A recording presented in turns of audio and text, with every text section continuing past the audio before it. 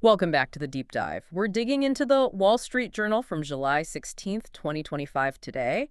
Our goal, as always, is to pull out the key insights, the things you really need to know for your decision making. We'll cover market moves, corporate news, policy changes. So let's jump right in. The markets today, a bit mixed. The Dow dipped about 1%, S&P 500 down maybe 0.4%, but the Nasdaq actually bucked that trend. It rose 0.2%. What's going on under the hood there? Yeah, it's interesting. What's really fascinating, I think, is the June inflation data. It accelerated 2.7% year over year. And you can see where it's coming from. Companies are, well, they seem to be passing those tariff costs on to consumers, Okay. particularly in things like furniture, toys, clothing. But weirdly, car prices actually fell. Okay, so that makes it complicated for the Fed, right? Exactly. It creates this really nuanced picture. They can't just look at the headline number. They need to see where the pressure is. It links back to what Jamie Dimon was saying recently, about the central bank needing independence, staying out of politics. It's crucial for these kinds of decisions. That inflation deep dive is definitely key. Okay, so shifting to the corporate side. This is where it gets really interesting. America's big banks, JPMorgan Chase, Wells Fargo, Citigroup, they just reported pretty resilient second quarter results. And this is despite all the noise about global trade threats. JPMorgan's underlying business looks stronger than the headlines. Wells Fargo's net income was up 12%. Citigroup's profit jumped, what, 25%? Yeah, quite strong. So how do these numbers fit into the broader economic picture? What's the signal here? Well, it signals, I think, some underlying resilience, both in the U.S. economy generally and with consumer health. And interestingly, the market volatility itself, the ups and downs driven by tariff talk, that's actually been a bit of a boon for their trading desks. Oh, right.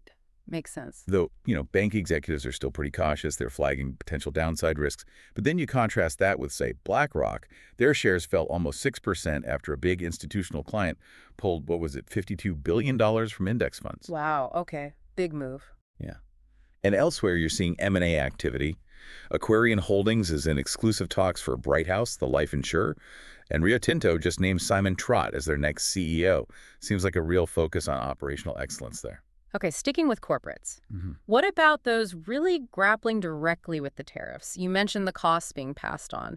Like Volvo, for instance, they warned about a massive $1.2 billion one-off charge tied to U.S. tariffs and delays for a couple of their electric models. Right. And American Outdoor Brands is actively looking at moving production, thinking about places like Vietnam, Cambodia, Indonesia, Thailand, trying to get around this tariff uncertainty. It's a major headache for manufacturers. Which naturally leads us to policy. How are government actions actually shaping these dynamics? Exactly. Policy is huge here.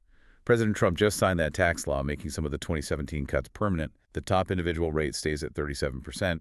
It also boosts the SALT deduction cap state and local tax up to $40,000. That's through 2029. And adds new deductions for tip income and overtime pay through 2028. So real impacts on disposable income for people. And potentially investment strategies, too. Definitely. Something for you, the listener, to factor in. Also, on the policy front, the administration is pushing to open up retirement plans like 401ks to private market investments. That could unlock a massive market, right? Like $12.4 trillion. Potentially huge, yes. But it's not all smooth sailing in new financial areas. We're seeing some, let's call it turbulence, with those stock tracking tokens. The digital assets meant to mirror stock prices. Yeah. What's the issue there? Well, their prices are deviating wildly from the actual underlying stock sometimes. It's creating this sort of synthetic market that isn't tracking properly. Regulators are definitely taking notice. Okay, so potential, but also pitfalls. Right. And stepping back to the broader economy, the U.S. housing market is facing some really significant challenges. The median home price last year hit a record $412,500. Average monthly mortgage payments, they surged to $2,570. Yeah. And the median age for a first-time home buyer is now 38. That's another record. It's partly rising costs, but also labor shortages in construction, which, again, tariffs aren't helping. So what's the solution there? Seems complicated. It is. It probably requires a mix of things. Fiscal restraint, definitely finding ways to lower building costs, maybe even looking at immigration policy related to construction labor. Okay. That's a lot to digest. So wrapping this up, what does this all mean for you navigating these markets? I think the key takeaway is understanding the layers. The inflation picture isn't simple. Corporate resilience is there, but uneven. Policy shifts are creating new opportunities and risks. Right, and these new investment areas, like the tokens, need careful watching. Absolutely. So as you look ahead, really consider how these different forces, inflation nuances, bank strength versus specific company struggles, tax changes, housing pressures, how they might shape your next strategic move.